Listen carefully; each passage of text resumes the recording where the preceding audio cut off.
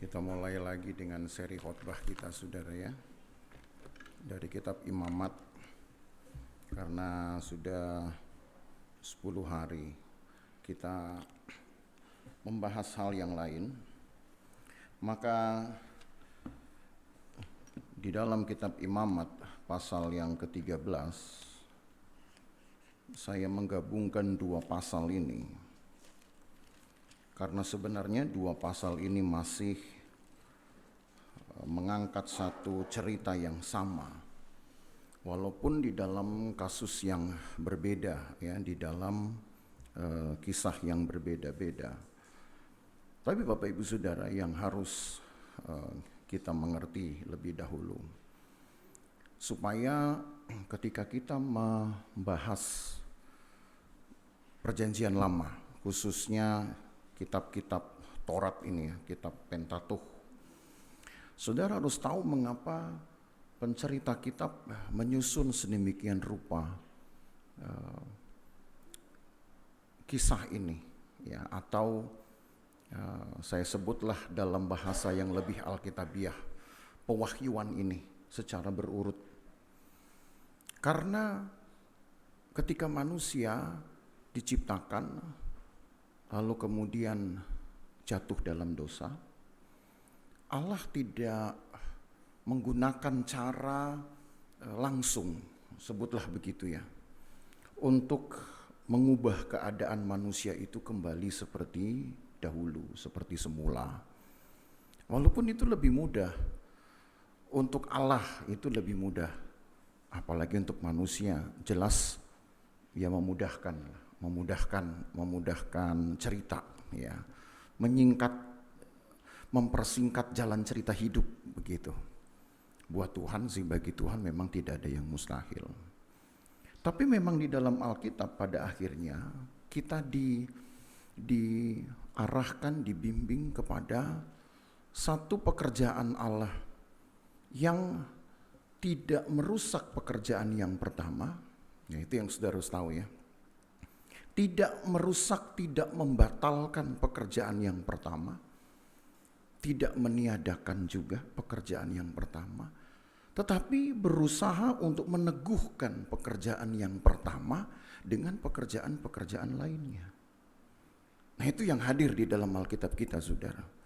Sehingga ketika dosa masuk di dalam hidup manusia, Allah tidak merasa perlu untuk membunuh manusia itu misalkan, atau cuma 2 orang ini. Apa susahnya? Dibanding nanti kalau saudara perhatikan di dalam Alkitab, di dalam cerita-cerita yang lebih jauh lagi nanti dari kitab Imamat ini, satu keluarga pun Allah lenyapkan bisa karena dosa. Satu suku Allah lenyapkan juga ada ceritanya, dan itu bisa. Satu bangsa pun Allah lenyapkan, dan itu juga ada ceritanya, bisa. Pertanyaannya, kenapa yang lebih mudah melenyapkan cuma 1 orang, 2 gelintir orang, kok tidak dilakukan? Kenapa harus menunggu nanti tahun demi tahun setelah berkembang menjadi satu puak, satu marga, Tuhan binasakan. Berkembang lagi menjadi satu suku, baru Tuhan binasakan. Berkembang lagi jadi satu bangsa, baru Tuhan binasakan. Ini masih 1 orang, masih Adam dan Hawa, taruhlah 2 orang. Jumlahnya jauh lebih sedikit dari kelompok-kelompok yang saya sebutkan. Kenapa Allah tidak melakukannya dari awal?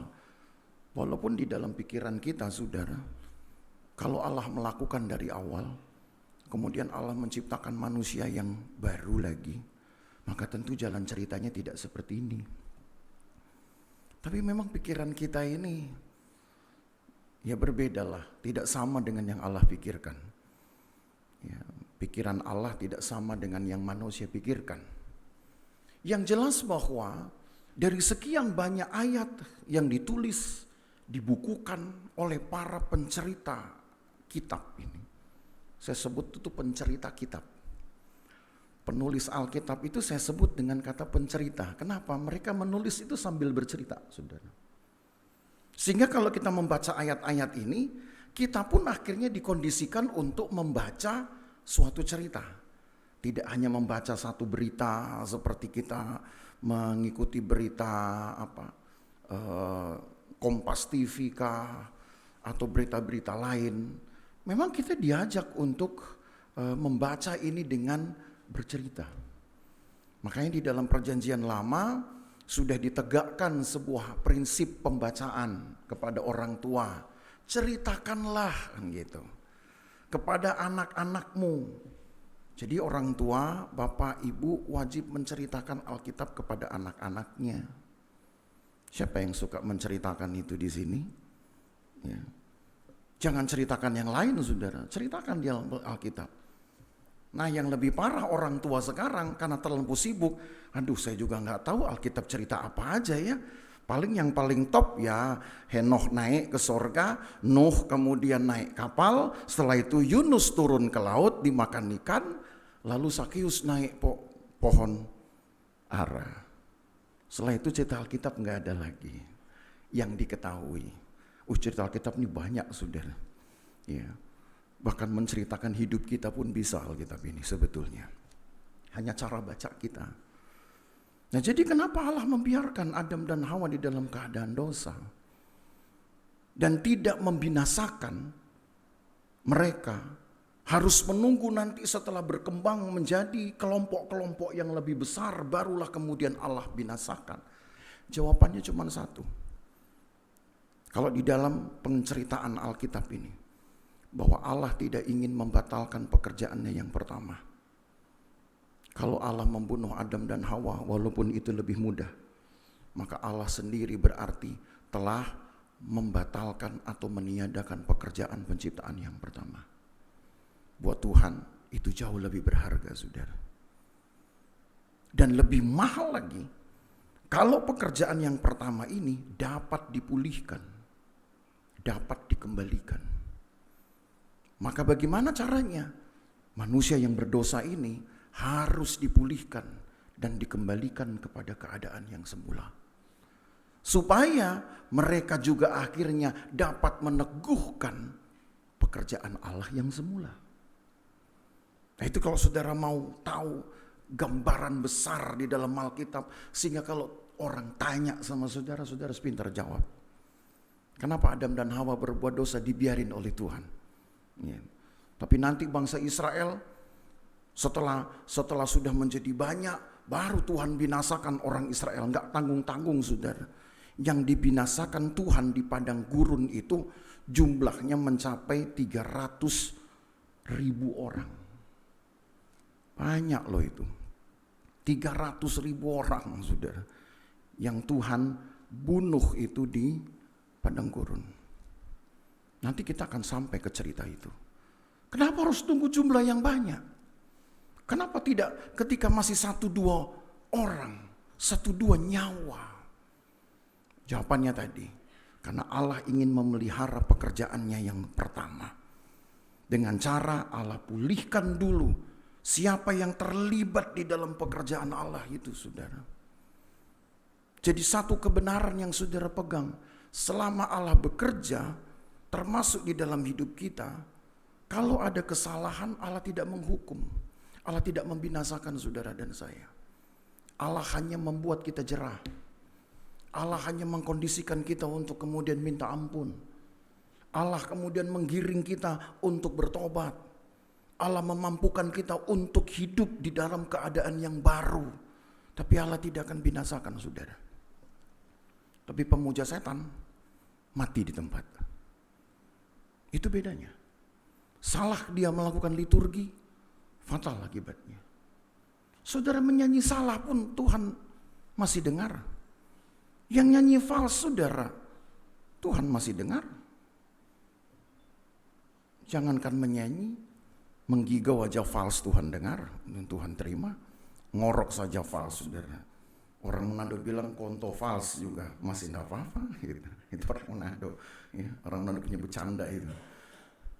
Jadi apapun yang saudara buat, selama saudara tahu yang benar dan berupaya melakukan yang benar, Allah tidak akan binasakan saudara.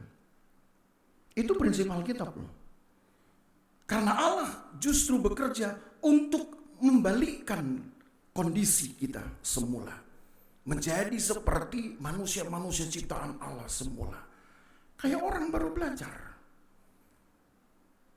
Tahu dari yang tidak tahu menjadi tahu. Dari yang bisa bikin salah menjadi tidak bikin salah. Kan begitu. Itu kan tandanya ada peningkatan, saudara. Dari yang ceroboh menjadi teliti. Dari yang setengah hati menjadi sepenuh hati. Dari yang gak mau jadi mau. Dari yang orang Jawa bilang aras-arasan. Apa itu ya bahasa aras-arasan itu? Ogah-ogahan. Akhirnya jadi sungguh-sungguh. Nah itu loh. Itu kan belajar. Dalam proses belajar itulah Tuhan tambahkan aturan. Jadi aturan diperbanyak untuk belajar. Tapi satu sisi aturan diperbanyak untuk memberitahu kepada kita apa itu kesalahan. Apa itu dosa. Jangan mencuri. Maka apa yang timbul di dalam hati saudara? Oh, curi itu gak boleh ya. Emang kalau saya mencuri gimana kira-kira? Dicoba, kan begitu. Makin banyak larangan, potensinya memang makin banyak kesalahan. Tapi itu tidak bisa dicegah. Banyaknya larangan, banyaknya peraturan justru untuk menunjukkan bahwa kesalahan itu adalah dosa. Bahwa yang tidak Allah sukai itu adalah dosa. Jadi memang tidak bisa saudara dibuat lagi lebih sederhana. Firman Tuhan ditambahkan, maksudnya supaya jalan kepada Allah terbuka. Tetapi di satu sisi daging kita menuntut juga eksperimen, percobaan. Memang kalau saya nggak lakukan kira-kira apa yang terjadi? Memang kalau saya nggak berbuat sekali aja yang benar, kira-kira apa yang akan saya alami? Kita seperti sedang menantang Tuhan. Tapi itulah yang terjadi pada manusia.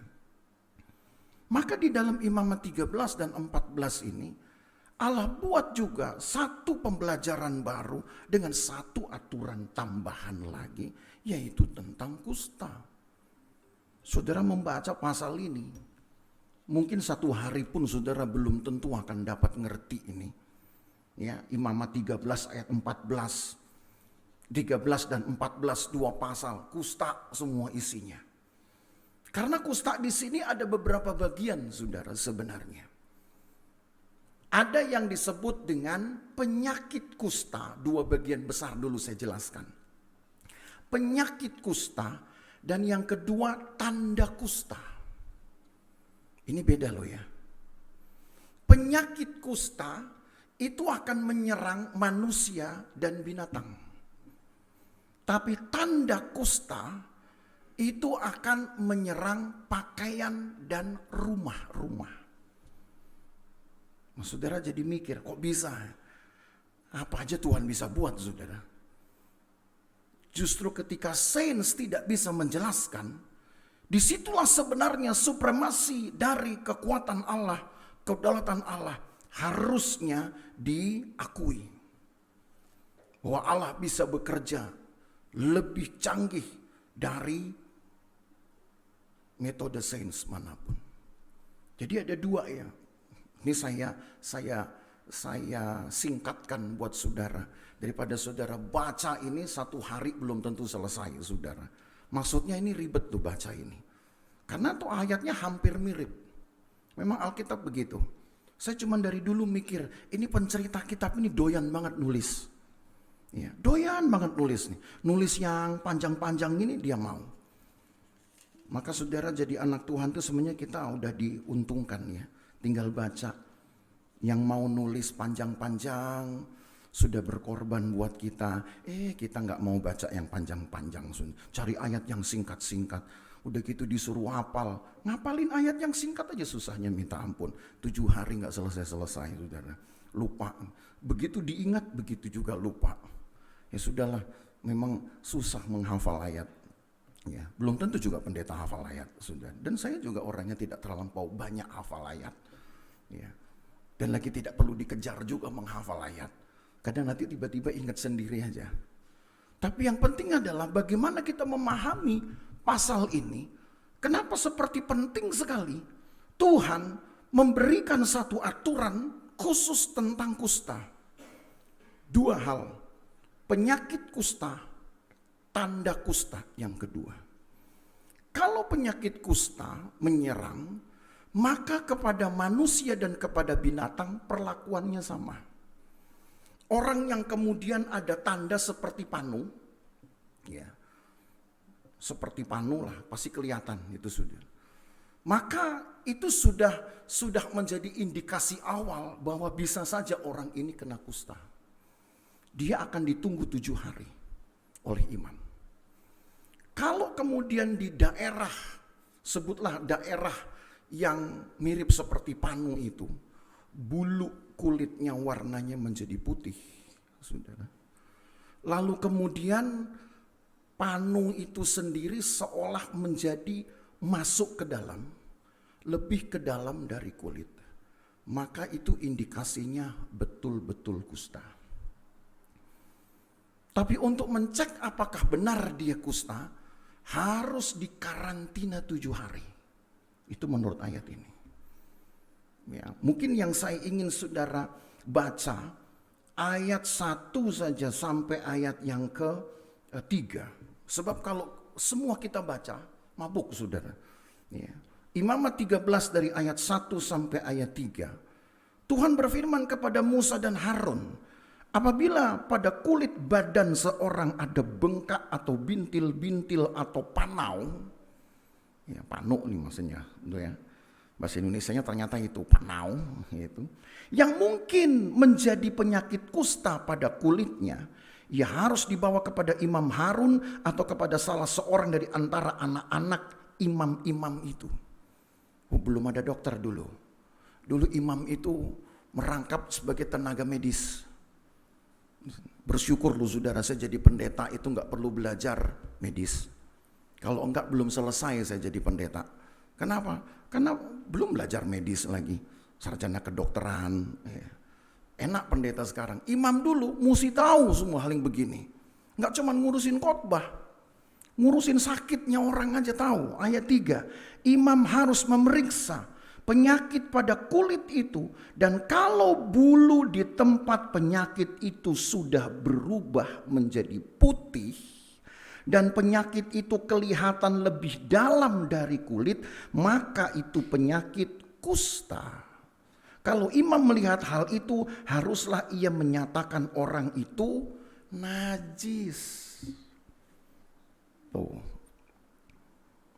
Jadi dilihat kalau sudah mulai tumbuh panu, maka orang ini akan diisolir 7 hari lamanya saudara. Untuk memperlihatkan, untuk ngecek apakah memang itu hanya perubahan warna kulit saja. Tapi kalau dalam 7 hari, itu ayat selanjutnya nanti saudara baca ya. Dalam 7 hari, ternyata bulu, kan kita punya bulu ya. Semua kulit punya bulu kan. Walaupun ada yang tipis-tipis. Ya. Kalau bulu kulit yang di daerah panuh itu sendiri, warnanya sudah putih. Lalu kemudian panu itu seolah menjadi kayak membekas dan masuk lebih dalam saudara. Dia sudah lebih dalam di dalam kulit. Jadi ini bukan bisul. Tetapi memang kusta. Penyakit yang memang masuk menyerang saraf kulit khususnya. Maka imam harus menyatakan orang itu najis. Saya baca sambil saya terharu saudara. Kenapa Tuhan harus buat seperti ini? Kok enggak ya disembuhkan? Kenapa imam kemudian tidak berdoa mengobati? Lalu setelah itu bebaskan dia. Itu jalan pikiran kita. Yang selalu maunya enak, maunya cepat dan menguntungkan. Baru cacar aja dia diisolir ya. Mengisolir diri bahkan 1 bulan loh saudara. Kusta 14 hari. Enakan kusta dong ya daripada cacar. Tapi saudara, di dalam perenungan saya adalah Mengapa Tuhan izinkan hal ini? Dan mengapa justru Tuhan serukan kepada imam? Supaya orang yang positif kusta sudah harus dinyatakan najis. Dan dia tidak boleh lagi bergabung dengan yang lain. Kalau sudah najis cuman ada 2 ketentuan saudara di dalam ayat ini. Pertama, dia dibebaskan dapat berkeliaran kemana saja. Tetapi resikonya tidak ada orang mau mendekati orang ini. Bukan karena penyakit kustanya yang menular. Tapi ketika sudah diumumkan statusnya najis, maka berlakulah hukum tentang najis dan halal. Yang pernah kita bahas di pasal yang ke-12. Bahkan yang lebih menyedihkan, orang yang sudah dinyatakan najis ini, dia setiap kali mau masuk kota saudara, dia harus menyerukan dirinya. Najis, orang najis lewat, orang najis lewat. Supaya yang lain waspada. Tujuannya apa? Sebab kalau ada hukumnya, kalau sampai orang najis ini bersentuhan dengan orang tahir, karena jabat tangan kah mungkin, ya, maka orang yang tahir ikut menjadi najis. Sehingga kalau mereka ingin mencukupi kebutuhan mereka dengan masuk ke kota, harus ada seorang pengantara yang akan melayani orang-orang kusta ini. Untuk membeli sesuatu, mencukupkan diri mereka. Lalu mereka kemudian keluar dari kota. Karena orang-orang kusta, orang-orang najis sudah ditentukan tempatnya.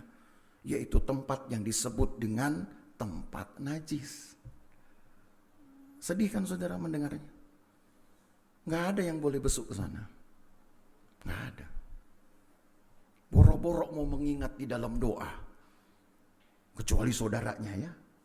Tuhan, ada satu saudara saya tinggal di tempat najis, Tuhan sembuhkan. Itu mungkin. Kenapa? Ada saudaranya yang kena. Kalau tidak, orang-orang ini mungkin akan jauh dari perhatian. Bahkan jauh dari ingatan orang-orang tahir. Mau diingat dalam doa, borok-borok saudara. Udah kayak sampah masyarakat orang-orang ini. Tapi mengapa Tuhan izinkan hal itu terjadi? Allah sedang mengajar umatnya untuk menghormati hidup kudus itu seperti apa. Karena di dalam peraturan berikutnya, orang-orang yang najis ini, tadi yang pertama ya, dibebaskan berkeliaran kemana aja, tapi tetap tidak boleh diterima oleh masyarakat. Yang kedua lebih menyakitkan. Dia harus betul-betul diisolasi saudara sampai hari matinya. Wah, 2 raja penting di Yehuda pernah mengalami itu. Mati terisolir karena kusta, yaitu Raja Asaria dan Raja Hizkia. Untung Tuhan sembuhkan Hizkia. Coba itu. Menyakitkan loh saudara. Tapi Raja Asaria tidak seberuntung Raja Hizkia. Mati di dalam pengasingannya karena kusta. Siapa yang mau mengobati? Tidak boleh. Tidak ada yang boleh mendekat. Maka yang menjadi perenungan kita saudara ketika cerita ini datang. Aturan ini datang. Mengapa Allah mengkondisikan hal ini terjadi pada Israel?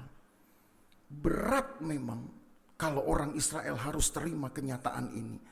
Tapi lebih berat sebenarnya tanggung jawab Israel untuk menjaga hidup mereka setelah mereka dinyatakan sebagai orang tahir. Memang di dalam ilmu kedokteran, kusta ini bisa datang dari satu bakteri. Panjang nama bakterinya lah, saya nggak hafal saudara ya. Tetapi kalau saudara lihat di dalam Alkitab, kusta ini sebenarnya datang dari Tuhan sendiri. Tuhan yang kasih penyakit ini. Kalau untuk manusia dan binatang, mungkin prosesnya kita masih bisa terima di akal sehat, di logika. karena ada bakteri atau lain sebagainya. Tapi yang kedua yang tadi saya katakan, tanda kusta. Tanda kusta itu hanya terjadi pada benda mati, saudara. Itu kalau saudara baca, tadi di mana ayatnya ya? Itu justru terjadi di pakaian dan juga di tembok rumah. Tanda kusta, jadi bukan penyakit kusta.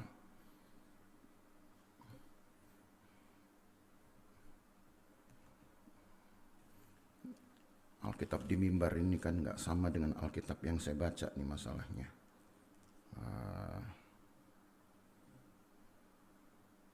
Ayat 47. Imamat 13 ayat 47.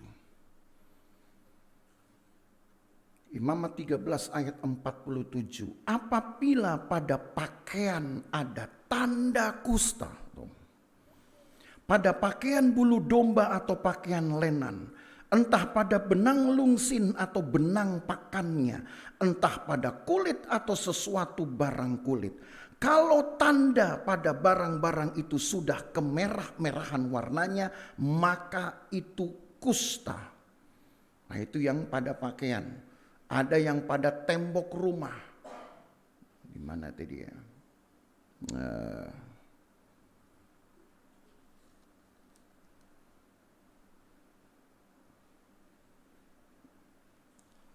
Nah, kalau dicari di Alkitab ini lama ini. Karena ini kusta ada dua, penyakit, kalau penyakit pada kulit seseorang, lalu yang kedua tanda kusta itu bukan penyakit. Tapi itu satu kondisi di mana Allah sedang memberlakukan hukuman. Jadi karena itulah saudara saya berkata, kusta itu di dalam Alkitab itu memang datang dari Tuhan. Baik penyakit, baik tanda. Kalau di pakaian tadi, ada satu noda yang pelan-pelan akan berubah warnanya menjadi merah. Kalau di kulit kan bulu jadi putih. Begitu juga kalau di dinding, saudara. Maka kalau kemudian dinding itu kian lama bercaknya, saudara, menjadi meluas, maka pada rumah itu ada tanda kusta. Aturannya adalah satu, imam harus membongkar bagian yang bercak itu, mengganti dengan batu yang baru. Setelah diganti tembok yang baru, batu baru, sebutlah di semen, ditunggu lagi 7 hari. Kalau ternyata timbul di lain tempat, yang sudah diganti nggak timbul lagi, tapi timbul di lain tempat, maka aturannya hanya satu, robohkan rumah itu dan tidak boleh dibangun kembali di atasnya. Aneh mungkin saudara kan mendengar.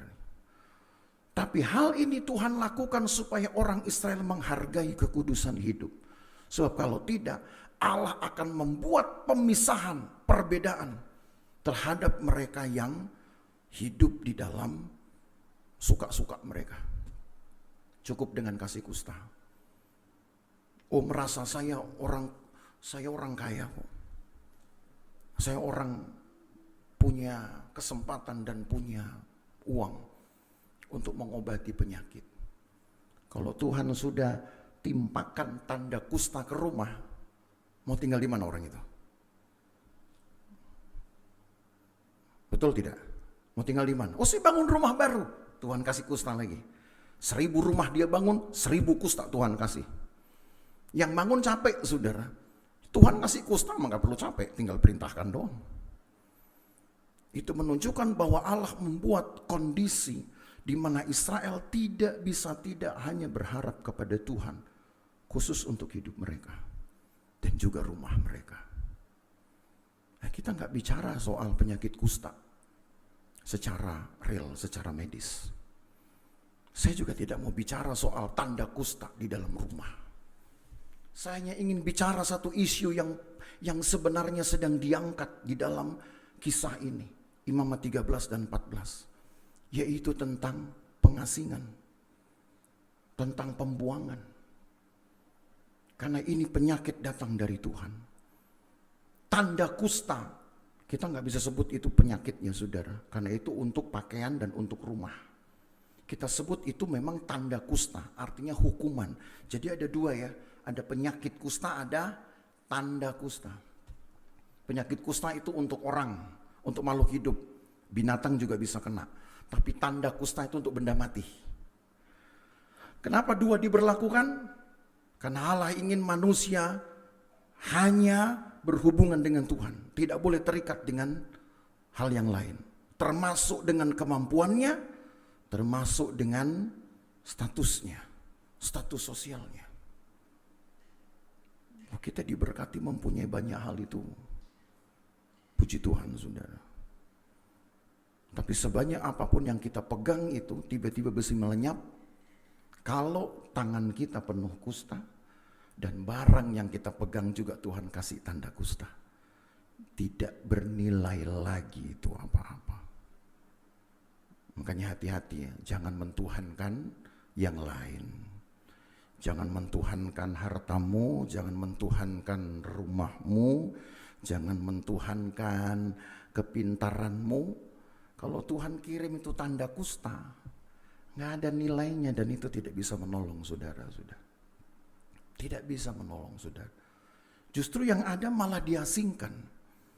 Kalau saudara baca dari ayat 1 sampai ayat terakhir, 2 pasal ini. Ketentuan bagi orang kusta hanya satu, diasingkan. Ketentuan bagi pakaian yang kena tanda kusta robek. Nanti saudara baca, cek saja di rumah. Jangan baca di sini, baca di rumah. Nanti kalau baca di sini saudara nggak dengar khotbah saya. Baca di rumah saja. Pakaian yang kena tanda kusta harus dicabik-cabik, dirobek. Rumah yang kena tanda kusta bongkar. Artinya bahwa Allah ingin semua yang terkena dengan kusta, baik penyakit, baik tanda, dia harus dijauhkan. Satu, dari komunitasnya.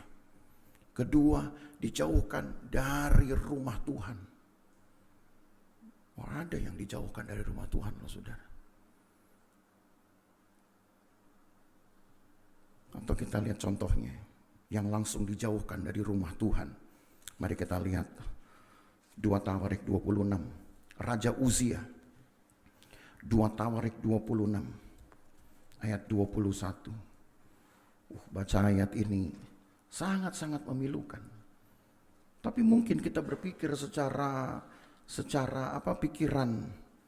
pikiran dangkal saja. Kenapa Tuhan itu tega sekali ya?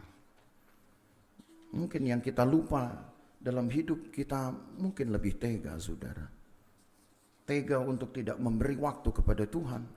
Tega untuk mengurangi ucapan syukur kepada Tuhan. Ya. Kita menilai teganya perbuatan Allah itu setelah ada tanda, setelah ada hasil. 2 Tawarik 26 ayat 21. Raja Uzia sakit kusta sampai pada hari matinya. Ya, 2 Tawarik 26 ayat 21. Raja Uzia sakit kusta sampai kepada hari matinya. Dan sebagai orang yang sakit kusta, ia tinggal dalam sebuah rumah pengasingan. Karena ia dikucilkan dari rumah Tuhan. Dan Yotam anaknya mengepalai istana raja dan menjalankan pemerintahan atas rakyat negeri itu. Ini raja masih berkuasa, duduk di singgasana hari-harinya. Tapi oleh karena satu kesalahan, Tuhan timpakan kusta, maka hari itu juga dia harus diasingkan jauh dari kehormatannya. Jauh dari semua kemewahannya, saudara.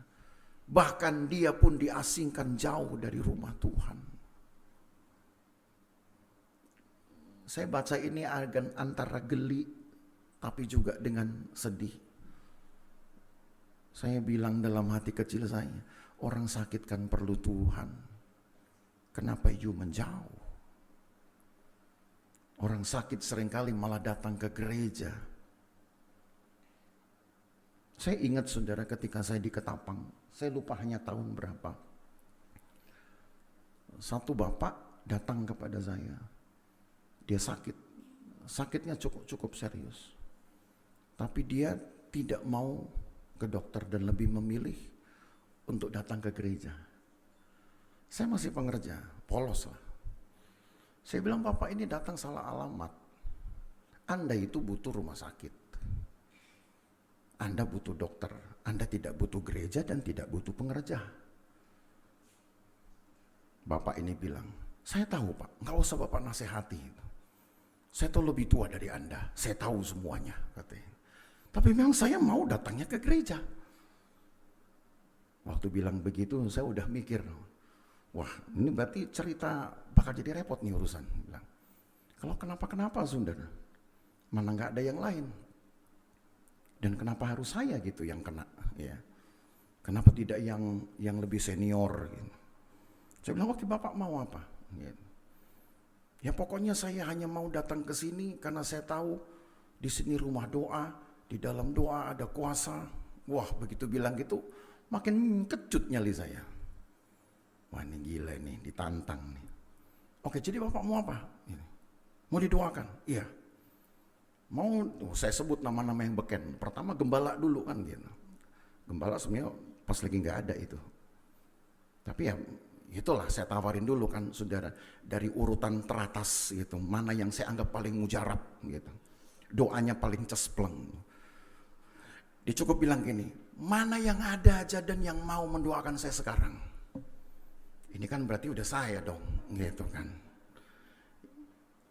Ya sudah, kita berdoa. Berdoa, saya ingat itu di gereja lah saya ajak berdoa. Sudah berdoa, saya bingung mau berdoa apa ini.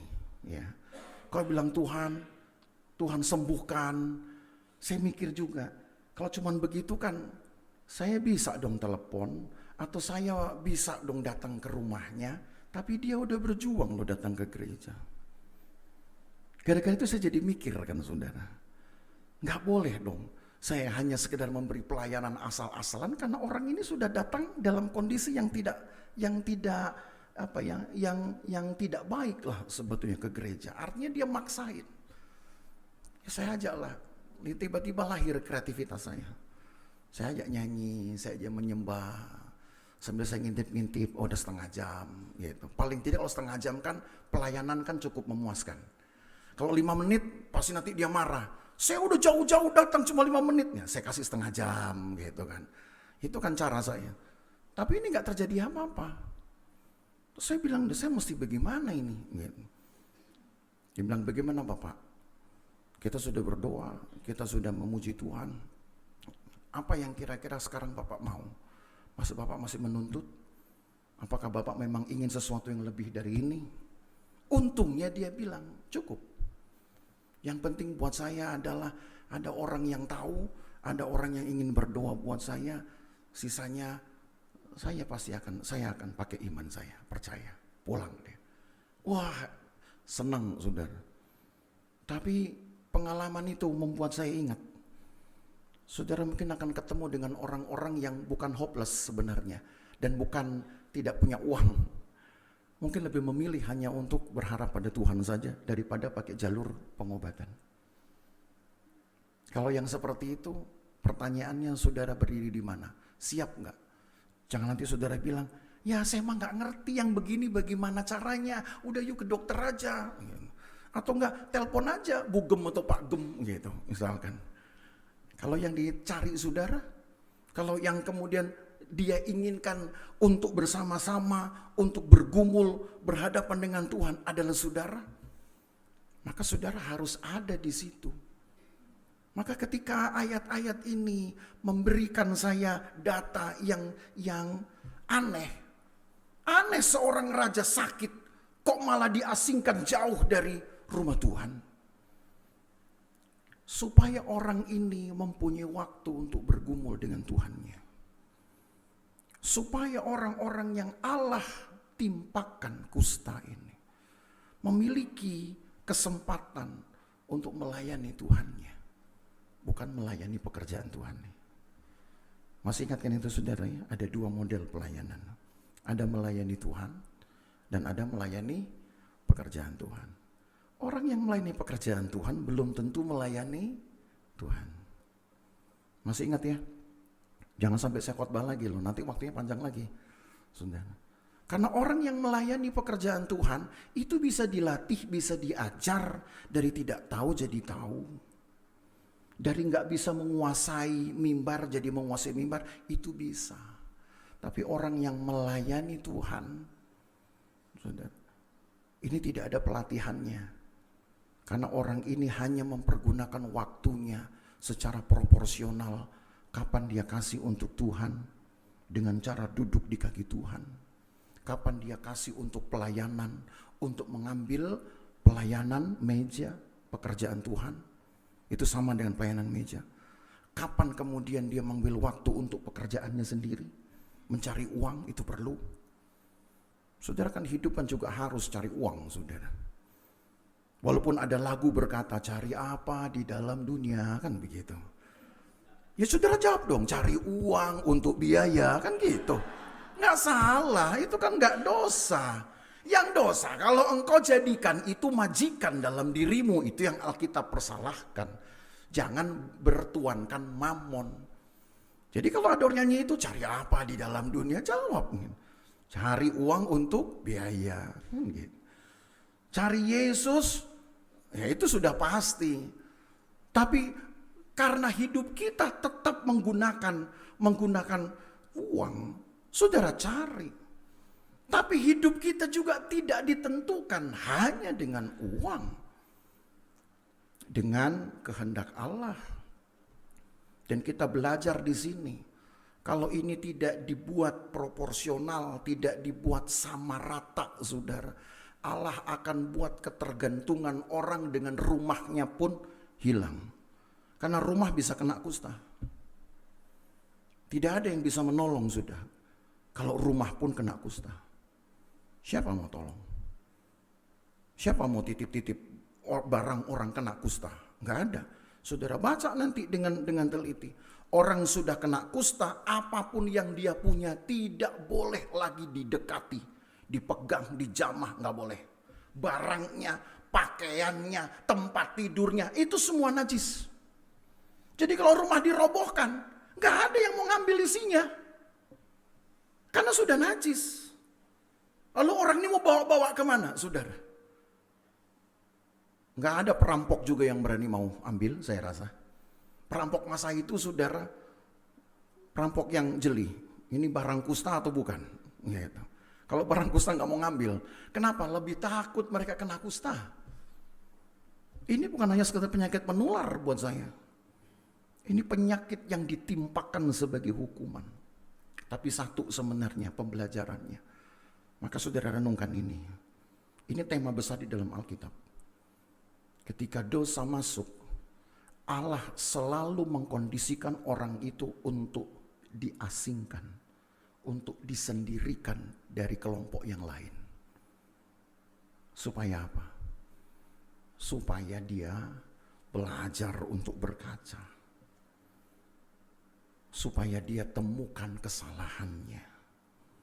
Supaya dia tahu apa yang membuat dia dipisahkan dari Tuhan. Ada waktu Tuhan pulihkan pelayanannya. Bukan pelayanan mejanya. Bukan pelayanan pekerjaan Tuhan, tapi pelayanannya kepada Tuhan. Melalui penyembahannya, melalui ibadahnya, nyanyiannya, doanya. Itu yang saya sebut dengan pelayanan kepada Tuhan. Atau melayani Tuhan. Musa sebelum mengambil bagian sebagai pemimpin atas orang Israel. Untuk melayani orang Israel sebagai pemimpin. 40 tahun sebelumnya dia ambil waktu untuk melayani Tuhan. Mungkin saudara hanya lihat di dalam Alkitab. Cerita satu kali saja Musa bertemu dengan Tuhan. Dalam bentuk api yang menyelimuti belukar. Tapi jauh di dalam hati saya saudara ada keyakinan. Musa nggak hanya mengalami itu satu kali saja. Musa mengalami itu lebih banyak dari yang Alkitab catat. Selama 40 tahun dia memberikan waktunya hanya untuk melayani Tuhannya. Tapi belum melayani apa-apa. Kalau tidak, saudara, pinggir. Mungkin sekarang ketika kita berbuat dosa tidak ada yang tahu. Pelayan berbuat dosa tidak ada yang tahu. Bisa saja itu. Tapi kalau saudara mau fair, seperti orang-orang kusta zaman dahulu, ketika sudah dinyatakan kusta, apa yang dia buat? Dia umumkan dirinya. Hei orang najis lewat, hei orang najis datang. Itu ada aturannya di dalam kitab Ulangan. Hei si najis lewat, itu maka orang minggir. Pertanyaan, berani enggak di zaman sekarang anak-anak Tuhan membuat pengakuan seperti ini? Saya orang yang biasa mengambil pelayanan kepada Tuhan. Tiba-tiba ada dosa dalam hidupmu, lalu saudara bilang, hei saya lagi berdosa, saya gak mau tugas. Berani gak bilang begitu? Belum tentu kan? Masih lebih bagus loh orang-orang PL, saudara. Saya orang najis. Jangan salaman, saya orang najis. Jangan dikasih ruang, saya orang najis. Maka ketika dia mau beli sesuatu, muncul pengantara. Pengantara ini haruslah orang yang memang disiapkan untuk itu. Karena setelah itu nanti, pengantara ini harus membasuh dirinya. Diisolir 7 hari loh saudara. Dia harus berkorban ini. Begitu dia jadi pengantara, beli sesuatu, ngambilin barang, orang yang disebut pengantara ini harus diisolir 7 hari kemudian. Setelah dia jadi pengantara. Jadi ini saudara menuju satu kondisi di mana Allah ingin umat Tuhan yang sudah ditahirkan oleh air dan darah. Kita sudah bahas itu di pasal 12 kitab Imamat. Lewat air dan darah lah orang Israel ditahirkan hidupnya. Maka kalau mereka berbuat lagi sesuatu yang salah, maka Allah akan buat mereka terasing dulu dari kelompoknya. Supaya timbul kesadaran. Timbul kemudian duka cita. Duka cita itu membawa kepada pertobatan, saudara. Barulah kemudian saya memahami maksud Tuhan ini. Makanya kenapa di dalam cerita selanjutnya, kalau saudara nanti dapati, atau saya kasih tahu duluan. Setiap kali orang Israel punya masalah dalam hubungan dengan Tuhan, Allah selalu akan berlakukan aturan ini, yaitu diasingkan atau dibuang. Ingat ketika orang Israel sudah mapan hidupnya di dalam masa kerajaan, 3/4 abad lamanya, 325 tahun orang Israel hidup dengan nyaman di bawah 20 raja yang semuanya baik-baik sebenarnya. Tapi hasil akhirnya apa? Tuhan buang mereka ke Babilonia. Kenapa pertanyaan Tuhan buang? Karena ditunggu selama 1400 tahun mereka tetap tidak bisa buat apa-apa. Mereka tidak bisa buat yang benar sebenar-benarnya. Selama masa pemerintahan dari Yosua sampai kepada Hizkia, itu lebih saudara dari 3/4 abad justru malah. Itu berjalan malah sekitar 490 tahun. Jadi hampir 5 abad. Tahu apa dosanya yang mereka tidak akui dari Yosua sampai zamannya Hizkia? Mereka membuat Allah tandingan. Mereka membuat Allah kedua, mengalahkan Allah yang lain yang mereka simpan-simpan dengan rapi. Mereka pikir tidak ketahuan, dan betul memang tidak ketahuan. Yosua nggak bisa tahu, Samuel nggak bisa tahu, padahal ada Samuel setelah itu. Daud, setelah Samuel kan Daud juga tidak bisa menemukan itu. Salomo juga tidak bisa menemukan itu. Tunggu nanti Hizkia yang membongkarnya. Nama Allah yang disembah orang Israel sebagai Allah kedua mereka, atau jangan-jangan sudah jadi Allah pertama mereka. Alkitab tulis namanya Nehustan. Tahu dari mana itu? Dari ular tembaga yang pernah dibuat Musa dulu di padang gurun. Itu nanti ceritanya di kitab Bilangan, saudara. Tunggu tanggal mainnya, ya.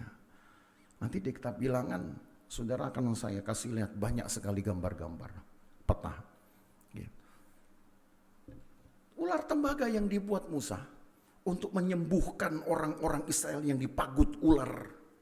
Ular apa sih namanya? Saya lupa namanya itu. Nama ularnya itu. Ya pokoknya ada dalam Alkitab gitu ya. Maka untuk sembuh itu Tuhan bilang sama Musa, bangun ular, dirikan ular itu di atas tiang dari tembaga. Maka siapa yang memandang ular tembaga itu, hidup dia. Kematian akan dihalaukan. Itu dijadikan Tuhan 490 tahun lamanya. Nah, saudara mungkin nggak ngeh dengan cerita ini. Nanti saya kasih tahu. Ya, kita bongkar nanti saudara makin panjang gitu. Tapi karena itulah Tuhan makin tidak tahan dengan kelakuan mereka. Sudah dibilang jangan ada padamu Allah lain. Udah dong, jelas dong harusnya. Jangan membuat bagimu patung. Jelas dong harusnya. Dua hukum pertama itu harusnya sudah di luar kepala mereka. Karena ditulis nomor 1 dan nomor 2 yang biasanya paling dihafal. 5 abad saudara diabaikan orang Israel. Tuhan buang ke Babel. Jauh dari rumah Tuhan. Apa yang Tuhan buat kepada Usia, kepada Raja Usia, sekarang Tuhan buat untuk seluruh orang Israel. Nangis mereka di Babel. Ada lagunya, tapi nanti aja ya. Gitu, pelan-pelan saudara, satu-satu. Gitu. Kalau saya sih sudah biasa, saya ngobrol 6-7 jam. Saya takut saudara yang gak bisa dengar khotbah saya lama-lama. Gitu. Terus saudara ngantuk gitu. Jadi khotbah saya jadi obat tidur lagi nanti ya. Nangis mereka di Babel. Sampai mereka tidak mau menyanyi lagi. Kenapa? Karena Tuhan buang. Baru kemudian selama masa pembuangan itu 20 tahun pertama. 70 tahun mereka dibuang saudara ya. 20 tahun pertama. Baru Allah kasih tunjuk dosa mereka. Baru mereka melek pelan-pelan. Baru mereka nangis di situ. Lebih hebat dari tangisan pertama. Kalau Allah buang itu tandanya Allah ingin kita mulai merenungkan hidup kita. Kalau Tuhan jauh dari saudara. Sebutlah saudara mungkin merasa, kenapa kalau saya berdoa itu, saya merasa seperti jauh dari Tuhan. Kok seperti kering rasanya. Saudara waspada loh ini. Jangan-jangan ada sesuatu yang menghalangi engkau dengan Tuhan. Dan jangan-jangan itu kusta yang sedang Tuhan timpakan. Saudara mau tanya orang lain gak bisa tolong saudara. Saudara tanya kepada Tuhan, kok seperti Alkitab bilang seperti tembaga langit itu. Enggak tembus doa saudara. Satu hal saudara, apa yang Allah lakukan ini, dalam 14 hari Allah bisa ubah. Di dalam ayat-ayat yang tadi kita baca, kalau saudara sambung ayat 4 sampai seterusnya, Tuhan hanya perlu 14 hari. Untuk mengubah keadaan orang yang sakit kusta ini menjadi tahir kembali. Hanya 14 hari. Sementara kalau dalam teori medis, orang sakit kusta itu saudara bisa bertahan sampai 20 tahun. 20 tahun. Saudara silakan googling. Lama itu sakit. Biangnya. Tapi 14 hari Allah sanggup ubahkan. Hanya dengan satu catatan. orang itu mau untuk mengubah hidupnya. Selesai dia. Ketika saya membaca beberapa pelajaran-pelajaran pertama dari gereja kita yang dibawa oleh para misionaris kita, Groesbeck, Van Claveren, dan juga ada catatan-catatan seperti dari W.B. Peterson, atau yang lebih dulu bahkan dari mereka juga sudah ada. Saudara tahu apa yang ditekankan di dalam pelajaran-pelajaran pertama dari orang-orang GPDI? Satu, kalau hidup kita bersih, hidup kita suci, hidup kita kudus, maka penyakit itu jauh. Mumet enggak? Penyakit itu sebenarnya datang karena dosa. Orang sekarang terima pelajaran itu, kalau enggak direnungkan, bisa jadi alat penghakiman, saudara. Begitu ada orang dosa, orang sakit, berdosa nih. Gitu. Itu malah enggak bikin banyak jemaat, saudara. Ada jemaat baru, begitu sakit, ya Pak kena dosa, Bapak. Itu gak mau datang ke gereja lagi, saudara. Lalu saya harus begitu juga. Ada jemaat sakit, ya berdosa bro, minta ampun. Untung waktu yang saya cerita tadi, Bapak tadi, saudara, saya nggak bilang, Pak, Bapak berdosa ini, jangan-jangan. Kalau enggak saya mungkin udah ditamparin, saudara kalian. Tapi satu hal yang harus kita renungkan adalah bisa saja hal itu benar, bisa saja memang hal itu sedang terjadi, karena Allah menginginkan hidup kita harus dijaga. Maka saya beri judul hari ini, memelihara kehidupan yang tahir. Menjadi tahir itu ada dua hal sudah Allah kerjakan, lewat air dan darah. Itu sudah kita pelajari 2-3 minggu yang lalu, atau 2 minggu yang lalu. Lalu kemudian kita nihilkan itu. Kita abaikan itu hanya dengan kebodohan kita. Allah kan juga tidak terima, saudara. Masih lebih baik Allah pisahkan mereka dari komunitas. Masih lebih baik Allah pisahkan mereka dari yang lain.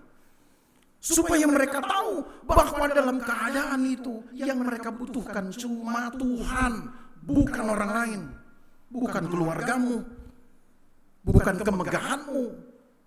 Kita juga nggak tahu, hanya tidak ada dalam satu ayat, saya cari kecocokannya. Apakah orang yang kena sakit kusta juga tanda kusta ada pada rumahnya? Saya belum lihat kecocokan dalam ayat itu.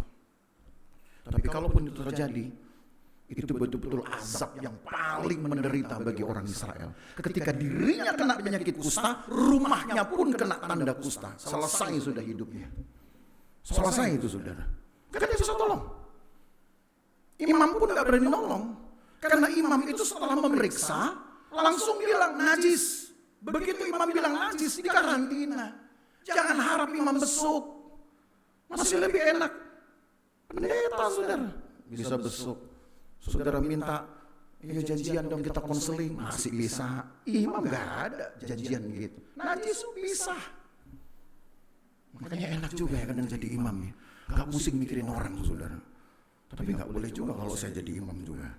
Setiap Jumat begitu, najis, udah ke rumahnya. Ngunci diri di rumah, berdoa, sembuh, keluar, enggak, ketemu Tuhan. Nah gitu aja. Kan sampai mati dia. Seperti Raja Uzia, sampai mati dia tetap dijauhkan dari rumah Tuhan. Bapak Ibu Saudara, ketika Tuhan sudah bekerja banyak di dalam hidupmu dan memberikan hal yang baik, keluarga baik, apalagi pekerjaan baik, pelayanan baik, jangan macam-macam. Setuju ya? Hidup kalau sudah baik, jangan cari perkara. Kalau sudah suci, lakukan yang suci. Kalau sudah dalam keadaan baik, pertahankan kekudusan. Jangan cari masalah. Sebab kalau sudah cari masalah, Tuhan akan buat saudara lebih bermasalah. Dan gak ada yang bisa selesaikan masalah saudara kecuali Tuhan sendiri. Tapi saudara harus diasingkan dulu. Dan itu yang membuat saya bersyukur pada akhirnya. Tadinya saya sudah mulai curiga Tuhan melakukan tindakan yang tidak manusiawi. Tapi sekarang saya jadi mengerti mengapa Tuhan buat pemisahan ini. Diisolir dia, di karantina. Supaya banyak waktu dia merenungkan hidupnya. Banyak waktu dia melayani Tuhan. sebelum dia balik untuk melayani pekerjaan Tuhan. Ya saudara-saudara, melayani pekerjaan Tuhan itu adalah kebanggaan. Jujur saya katakan. Sebagai gembala pun saya bangga kalau saudara ambil bagian di dalam pekerjaan Tuhan. Tapi waktumu dalam melayani Tuhan itu jangan sampai bermasalah. Melayani Tuhan itu gampang. Ambil waktu berlutut 1 jam saja kata Yesus. Kan begitu Yesus bilang kepada murid-murid. 1 jam saja. 1 jam 1 hari. Jangan saudara terjemahkan 1 jam 1 tahun. 1 jam 1 tahun. Itu sih bukan berdoa saudara. Jangan-jangan cuman relax namanya. Mengistirahatkan pikiran. Yesus bilang 1 jam. Bisa gak 1 jam? Oh Tuhan itu kan baik. Tuhan ngerti kan?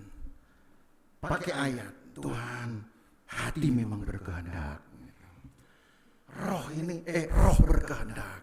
Tapi tubuh lemah. Boleh ya 15 menit. Tuhan sih gak bilang iya. Tapi kita bilang, oh boleh kok gitu kan. Karena gak terjadi apa-apa. Ya 15 menit cukup. 15 menit kedua besoknya masih bisa. Yang ketiga udah mulai bingung 15 menit. Kenapa? Karena yang 15 menit ninggalin toko itu waduh pelanggan udah 100 orang udah kelewatan ini gitu kali ya. Apa yang lagi saya buat ini saudara? Lama-lama 15 menit makin turun. Padahal baru mulai ini. Itu manusia saudara. Tuhan sih tahu. Saya yakin Tuhan sih tahu. Tapi kalau pernah dia buat kepada umatnya Israel, setelah ditunggu 490 tahun akhirnya dibuang juga.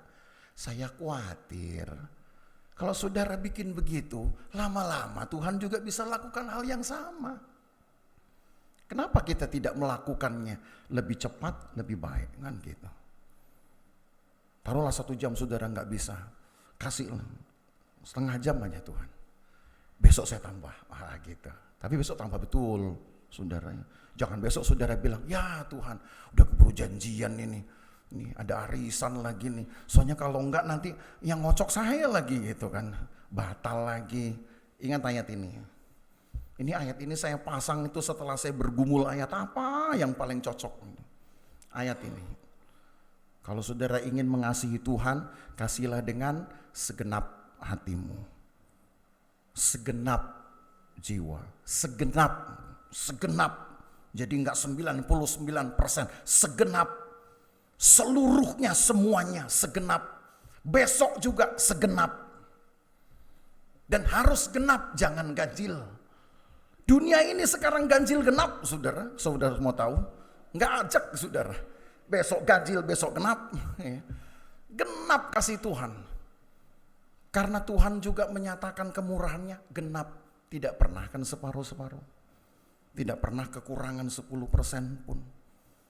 Jadi berikan kepada Tuhan apa yang harus engkau beri kepada Tuhan. Karena ini pasal 13-14 ini sebenarnya masih berkaitan dengan pasal 12-nya. Dan pasal 11, ketika setelah disucikan dengan air dan darah, maka seseorang wajib untuk menjaga hidupnya di dalam komunitasnya. Hidup saudara mempengaruhi komunitas saudara. Baiknya hatimu akan mempengaruhi kebaikan hati banyak orang. Gereja harus mempengaruhi positif dunia. Walaupun Yesus bilang bahwa gereja itu ada di dunia seperti domba di tengah serigala, tapi harus mempengaruhi hal yang baik. Saudara tahu bahwa tiap pribadi di sini Tuhan berikan kepercayaan untuk mempengaruhi orang lain menjadi baik. Maka kalau hidupmu yang buruk, gelap hidupmu saudara. Selesai sudah. Jadi jaga itu. Jadi kalau Tuhan isolir hidup saudara, seperti apa Tuhan isolir? Mungkin rasanya Tuhan seperti jauh dari saudara. Saudara bebaskan dulu pikiran dari tuntutan. Berdoa saja untuk minta ampun. Berdoa saja hanya untuk bersekutu. Sampai nanti Allah pulihkan rasanya hadirat Tuhan kembali lagi dengan enak. Saudara balik lagi. Saudara mulai lagi berkomunitas, saudara terlibat lagi dalam gereja, itu baru cakep. Betul saudara. Hal yang mungkin saudara anggap klise sekali, tapi itu menentukan jalannya hidupmu, lalu juga tujuan hidup saudara, fungsi hidup saudara di dalam dunia. Karena gereja harus mengubah wajah dunia, dan saudara harus mengubah juga wajah orang lain. Setuju nggak? Kalau orang lain itu kelihatan sedih, saudara harus hadir menjadi orang yang bisa membuat suasana gembira. Jangan nanti ada orang lain sedih hati, begitu lihat saudara, ada si dia, lalu kemudian melipir jalan yang lain, saudara. Itu tandanya saudara udah jadi kebencian itu. Ya. Ada di sini? Nggak boleh ya, jemaat Losuman nggak boleh begitu. Justru orang cari saudara, kenapa? Kalau saya ngomong sama bapak ini, rasanya tenang, aman, tuh, yang gitu tuh baru jempolan. Artinya hidup saudara itu selalu penuh dengan kehadiran Tuhan. Kata-katamu memberkati, sapaan saudara memberkati. Tapi kalau tidak, maka mulailah lari kepada Tuhan saudara. Sebelum betul-betul kering hidupmu, sebelum mati betul-betul saudara, lari kepada Tuhan. Banyak waktu. Yang belum penuh Roh Kudus terutama. Saya concern loh ya dengan ini. Saudara yang belum penuh Roh Kudus, usahakanlah layanilah Tuhan, supaya di jam-jam engkau berikan waktumu dengan Tuhan di rumah, Roh Kudus memenuhi saudara. Nanti saudara bisa bedakan ketika engkau terlibat dalam pelayanan pekerjaan Tuhan, apa yang kau lakukan akan lebih kuat. Akan lebih kuat saudara, dan berdampak. Tapi yang penting jangan bikin masalah. Alkitab bilang menjelang kedatangan Tuhan. Menjelang kedatangan Tuhan, yang suci akan lebih suci, tapi yang berdosa akan lebih berdosa. Saudara ada di mana? Ya.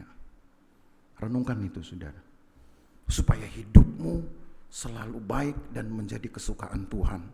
Paling tidak juga saudara akan menjadi kegirangan untuk seisi rumah saudara, menjadi pokok berkat bagi orang-orang yang engkau jumpai. Perkataan saudara ditunggu, nasihat saudara ditunggu. Kenapa? Karena orang tahu, dunia tahu di dalam hidup saudara ada Tuhan. Tapi kalau tidak, Tuhan akan mengasingkan engkau, dan engkau hanya akan jadi suara kematian bagi siapapun. Jadi jangan bilang Tuhan itu tidak baik. Tuhan itu baik saudara. Justru di dalam keadaan yang kering, Tuhan izinkan saudara ada di dalam kesendirian, supaya disitulah saudara koreksi diri saudara. Ada yang kurang. Kan lebih enak saudara yang temukan kekuranganmu, daripada orang yang temukan kekuranganmu, saudara akan cenderung memusuhi orang itu. Percaya sama saya. Termasuk pendeta. Pendeta ditegur sama pendeta, dimusuhin pendeta yang ditegur. Kamu boleh bikin salah, dimusuhi itu sampai 3 Natal saudara. Dimusuhin itu. Wah, nggak di organisasi juga begitu. Tapi coba kalau kita yang temukan kesalahan kita sendiri, atau Roh Kudus yang kemudian menginsafkan kita, oh ya saya salah. Nggak ada yang saudara musuhin. Aman. Tuhan justru saudara harapkan untuk ada membasuh kembali hatimu. Jadi Tuhan itu baik saudara. Baru di situ saya katakan, ketika Tuhan isolir orang-orang Israel ini karena kusta, disitulah kebaikan Tuhan. Mereka harus menemukan Tuhan ketika mereka ada di dalam pengasingan. Karena satu-satunya yang bisa menolong kita hanyalah Tuhan. Haleluya. Jadi jangan bikin masalah saudara ya.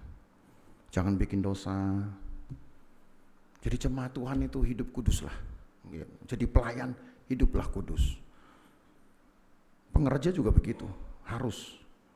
Kalau enggak kita usir, gitu. Karena udah ada 2 pengerja pernah kita usir karena bikin masalah.